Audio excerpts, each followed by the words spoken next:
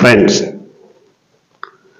వినోదాత్మక చిత్రాలన్నీ విప్లవ చిత్రాలుగా మారి ఆ తర్వాత రాజకీయ రంగు పులుముకున్న తర్వాత సినిమాల నైజమే మారిపోయింది. సినిమాల ప్రవృత్తి మారిపోయింది. సినిమాల ప్రభావం కూడా మారిపోయింది. సినిమాలు ఇప్పుడు రాజకీయ లక్ష్యాలను నెరవేర్చుకోవడానికి కూడా సినిమాలే ప్రధానమైనటువంటి అస్త్రాలుగా మారిపోయాయి. ఈ నేపథ్యంలో కొంతమంది సీనియర్ దర్శకులు, నిర్మాతలు, నటులు తరచూ మాట్లాడుతున్న మాటలు విన్నప్పుడు సినిమాల నైజం మారిపోయి ఎలాంటి ప్రభావం చూపిస్తోంది, సినిమా పరిశ్రమపై ఎలాంటి ప్రభావం పడుతుంది, ఇది చర్చనీయాంశంగా మారింది. ఎందుకంటే తాజాగా వచ్చినటువంటి ఒక చిత్రం ఎంత డిజాస్టర్గా మారిందన్నది అనేక రకాల మాధ్యమాల్లో రకరకాలుగా వినిపిస్తున్న మాట. చాలామంది చెప్తున్నారు, 100 కోట్ల వ్యయంతో చేసినటువంటి ఆ సినిమా పూర్తి డిజాస్టర్గా మారిపోయింది, అట్టర్ ఫ్లాప్ అయింది అని. నిజానికి ఏదైనా ఒక ఇతివృత్తం, అందులో నేటివిటీ ఇవన్నీ ఉంటే చూసే వాళ్ళకి, ప్రేక్షకుడికి ఇది నిజం కావచ్చు, సమాజంలో జరుగుతున్న విషయాలే, లేదా కుటుంబ నేపథ్యం, లేదా మరొకటి వీటన్నిటికీ దగ్గరగా ఉన్నటువంటి సినిమాలను ప్రజలు ఎప్పుడూ ఆదరిస్తారు, హక్కును చేర్చుకుంటారు, దానికి విపరీతమైన లాభాలు కూడా తెచ్చిపెడతారు. కానీ ఇటీవలి కాలంలో వస్తున్నటువంటి గ్రాఫిక్ మాయాజాలంతో తీస్తున్న సినిమాలన్నీ కూడా ప్రజల్ని అంతగా ఆకట్టుకోవటం లేదు. ప్రజలు నేటివిటీకి దూరం అయిపోయి ఇతివృత్తాలన్నీ కూడా కృతికంగా మారిపోయి, కృత్రిమంగా ఉండి, వాటిల్లో నిజము లేదా సత్యము అనుకున్నటువంటిది ఒక్క అంశం కూడా లేనప్పుడు వాటిని పట్టించుకోవటం లేదు. అయితే కొన్ని చిత్రాలు ఊహాతీతంగా విజయవంతమవుతున్నాయి. వాటికి అనేక కారణాలు ఉండి ఉండొచ్చు. ముఖ్యంగా సినిమా పరిశ్రమ కూడా కలుషితమైపోయి పూర్తిగా రాజకీయ వాసనతో గుప్పుమంటున్న వేళ సినిమాలు ప్రేక్షకాదరణ పొందటానికి నోచుకోవటం లేదు. ముఖ్యమైనటువంటి విషయం, ఇటీవలి కాలంలో సినిమాలపైన, కొందరు నాయకులపైన పనిగట్టుకొని సెటైర్లు వేయటం, వ్యంగ్యం, వెటకారం, వ్యాఖ్యానాలు ఇవన్నీ కూడా ప్రజలకు నచ్చటం లేదు. ప్రజలు తమ కష్టార్జితంలో, కష్టపడి సంపాదించిన సొమ్ములో దాదాపు ఒక్క సినిమా చూడటానికి ప్రేక్షకుల్లో కూర్చొని కుటుంబం అంతా దాదాపు సగటున 1000 రూపాయల వరకు, 1200 వరకు ఖర్చు చేయాల్సినటువంటి పరిస్థితి వచ్చినప్పుడు అంత ఖర్చు చేసి కృతకంగా ఉన్నటువంటి సినిమాలను చూడాల్సిన అవసరం ఏంటి? అట్లా ఒక్కటి యథార్థం కాదు, ఏది నిజం లేదు, పైగా కథలో నేటివిటీ ఉండదు, ఎందుకని చూడాలి? సో అలాంటి పరిస్థితే ఈ కొత్తగా వచ్చినటువంటి సినిమాకు కూడా వచ్చి ఉండొచ్చు. ఇదంతా ఎందుకు మనం ప్రస్తావిస్తున్నామంటే, ప్రముఖ దర్శకుడు, నిర్మాత రామ్ గోపాల్ వర్మ ట్విట్టర్లో ఒక ట్వీట్ చేశారు.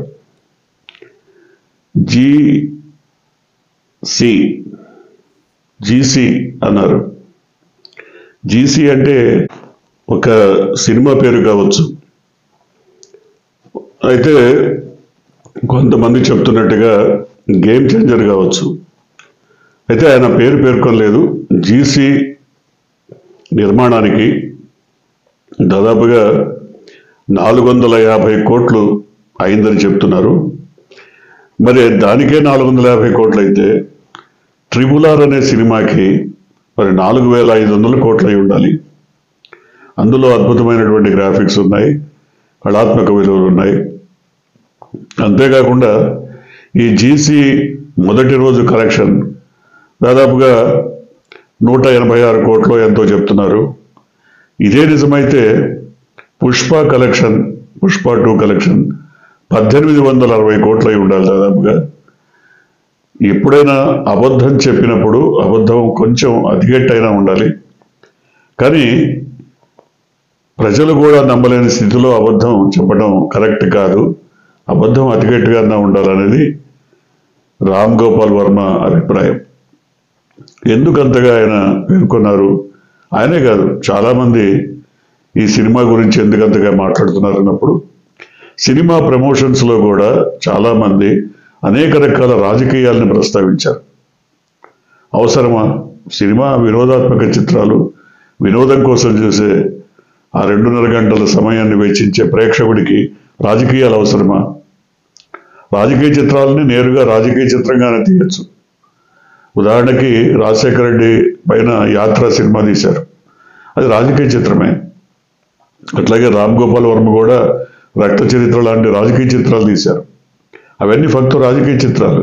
రాజకీయాలపైన, రాజకీయ సినిమాలపైన అభిమానం, మక్కువ ఉన్నవాళ్ళు ఆ సినిమాలు చూస్తారు, లేని వాళ్ళు చూడరు. కానీ వినోదాత్మక చిత్రాల పేరుతో తీసే వాటిల్లో కూడా అనవసరమైనటువంటి వ్యంగ్యం, వ్యాఖ్యానం, వెటకారంతో కూడిన అనేక రకాల డైలాగ్స్, కొంతమంది నాయకుల్ని టార్గెట్ చేసినటువంటి మాటలు ఎందుకింతగా దిగజారిపోతున్నాయో సినిమాలు అర్థం కావటం లేదు. అంతేకాకుండా ఎవరు అవునన్నా కాదన్నా సినిమా వాళ్ళ మధ్య రాజకీయ ప్రచ్ఛన్న యుద్ధం కొనసాగుతూనే ఉంది. నిన్న మొన్నటి వరకు కలిసి ఉన్నటువంటి కుటుంబాలు కూడా ఇప్పుడు ప్రచ్ఛన్న యుద్ధంలో భాగంగా విడిపోయినట్టుగా చెప్తున్నారు. ముఖ్యంగా సినిమా వర్గాలు చెప్తున్న కథనాల ప్రకారమే ఒక మెగా కాంపౌండ్ నుంచి దాదాపు 6, 7, 8 మంది హీరోలుగా వచ్చారు. దాంట్లో మరి నిలదొక్కున్న వాళ్ళు అతి కొద్ది మందే, ఎవరో 1, 2 తప్ప మిగతా వాళ్ళు నిలదొక్కుకోలేకపోయారు. నిలదొక్కుకోలేకపోవడానికి వాళ్ళకి లేనిపోని హీరో ఇమేజ్ని కల్పించారే తప్ప వాళ్ళల్లో స్వతసిద్ధంగా వచ్చినటువంటి హీరోయిజం ఏం లేదు అని వార్తలు. అలాగే కొంతమంది స్వయం కృషితో వాళ్ళకి సరైనటువంటి ఆహార్యం లేకపోయినా, అంటే ఫిజికల్ ఫిట్నెస్ లేకపోయినా, లేకపోతే ఆ సరైనటువంటి ఫిజిక్ లేకపోయినా వాళ్ళు స్వయం కృషితో ఎదిగిన వాళ్ళు చాలామంది ఉన్నారు. వాళ్ళు నిలదొక్కుంటున్నారు. ఇప్పుడిప్పుడే పెద్ద మెగా స్టార్స్ లాగా నిలదొక్కుంటున్నారు. కానీ వాళ్ళని చూసి జలసీతో ఏడ్చే బదులు వీళ్ళు కూడా సరైనటువంటి ఇతివృత్తాలను ఎన్నుకొని సరైనటువంటి సాధన చేసి, కృషి చేసి మరి సినిమాలు తీసి ఉంటే నిజంగానే అవన్నీ సక్సెస్ అయ్యేవి అనేది ఒక మాట. ఏది ఏమైనా రాజకీయ ప్రమేయం గనక సినిమా పరిశ్రమలో వేళ్ళూనుకొని పోయి వెరితలలు వేస్తే ఖచ్చితంగా ఏ సినిమా అయినా సరే అది డిజాస్టర్గా మారిపోవటం ఖాయం. ఎందుకంటే సినిమా పరిశ్రమలో ఇదివరకు ఉన్నవారందరూ కూడా సినిమా పరిశ్రమకే పూర్తిగా కట్టుబడి ఉండి దాంట్లోనే వాళ్ళ ఎదుగుదల సాధించేవాడు తప్ప రాజకీయాల్లోకి రావడం తక్కువ. తమిళనాడు లాంటి రాష్ట్రాల్లో సినిమా పరిశ్రమ నుంచి రాజకీయాల్లోకి వచ్చిన వాళ్ళు ఎక్కువ. ఇక్కడ రచయితలు వచ్చారు, కవులు వచ్చారు, నటులు వచ్చారు, నిర్మాతలు వచ్చారు, చాలామంది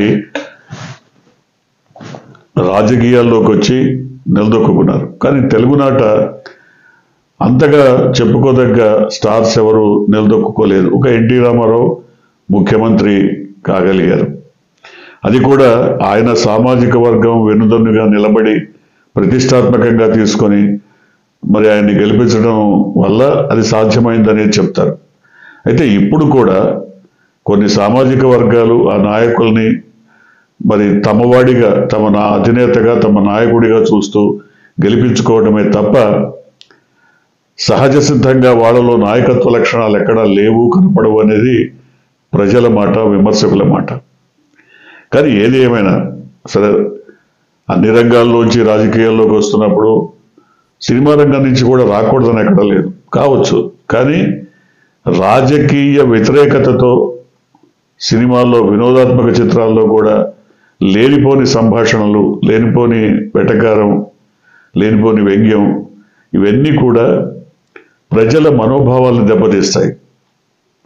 ఒక వర్గాన్ని పూర్తిగా దూరం చేసుకున్నట్టే అవుతుంది. అందరూ చూస్తేనే కదా సినిమా సక్సెస్ అయ్యేది. చూడనప్పుడు మరి అట్టర్ ఫ్లాప్ అవుతుంది. ఇది కూడా అంతే. ఈ సినిమా కూడా ఇందులో ఇతివృత్తంలో కానీ, ఇందులో మేకింగ్లో కానీ పెద్ద కొత్తదనం ఏం కనపడలేదు. పెద్దగా చెప్పుకోదగ్గ అంశాలేమీ లేవు అనేది విమర్శకులు చేస్తున్నటువంటి మాట. చెప్పుకోదగ్గ అంశాలు ఉంటే వాటిని ఖచ్చితంగా పేర్కొంటారు. అయితే ఒక దొంగను, ఒక అటవీ దొంగను, కలప స్మగ్లర్ని హీరోగా చేసి తీసిన సినిమా అంత బ్లాక్ బస్టర్ అయినప్పుడు ఈ సినిమా ఎందుకు కాదు అనేది కొంతమంది వాదన అయితే అయి ఉండొచ్చు. కానీ సినిమాకు సంబంధించి ఒక హీరో లేదా ఒక హీరోయినో లేకపోతే ఇప్పుడు వచ్చే పనికి మాలిన పాటలో ప్రజల్ని రంజింపజేయవు.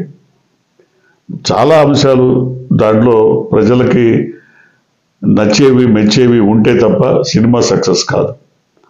ముఖ్యంగా సినిమా రాజకీయాలని సినిమాల మీద రుద్దితే, సినిమా రాజకీయాలతో ప్రజల్ని ఆకట్టుకోవాలనుకుంటే ఇలాంటి డిజాస్టర్సే వస్తాయి. అందుకనే రామ్ గోపాల్ వర్మ లాంటి వాళ్ళు మీరు చెప్తున్నటువంటి కాకి లెక్కలన్నీ కూడా నిజాలు కాదు, మీరు చెప్తున్న వసూళ్లకు సంబంధించి మీరు చెప్తున్న విషయాలు ఏవి నిజాలు కాదు, కనీసం అబద్ధం అతికెట్టుగా అయినా ఉండాలి. కాబట్టి మీరు చెప్తున్న అబద్ధాల్లోంచి నిజాలను వెతుక్కునేలా మారకూడదు, ఆ పరిస్థితి రాకూడదు. నిజాల్లో ఎక్కడన్నా 1-2 అబద్ధాలు దొరకచ్చు, కానీ పూర్తి అబద్ధాల్లో నిజాలు వెతుక్కోవడం చాలా కష్టమని ఆయన చెప్పాలనుకున్నారు. సో ఒక సినిమా గురించి ఇంతగా ఎందుకు మాట్లాడుకోవాలంటే, సినిమాల్లో రాజకీయాల ప్రమేయం, రాజకీయాల మరి ఎత్తుగడలు, వ్యూహాలు, రాజకీయాలకు సంబంధించినటువంటి అనేక రకాల డైలాగ్స్ లేదా రాజకీయ పెత్తనం, ఇవన్నీ కూడా పెరిగిపోవటం వల్ల, రాజకీయాలు సినిమాలు కలగలిసిపోవటం వల్ల ఈ రకమైన పరిస్థితి వస్తున్నదని చెప్పుకోవాలి. ఇప్పటికైనా రాజకీయాలను వేరుగా, వినోదాత్మక సినిమాలను వేరుగా చూసే పరిస్థితి కనుక వస్తే ఖచ్చితంగా సినిమాలు సక్సెస్ అవుతాయి. కానీ రాజకీయాలతో కలగలిపి అనవసరమైనటువంటి మరి ఇతివృత్తాలను, అనవసరమైన డైలాగ్స్ను ప్రవేశపెడితే మాత్రం తప్పకుండా సినిమా డిజాస్టర్గా మారిపోయేటువంటి అవకాశమే ఉంది.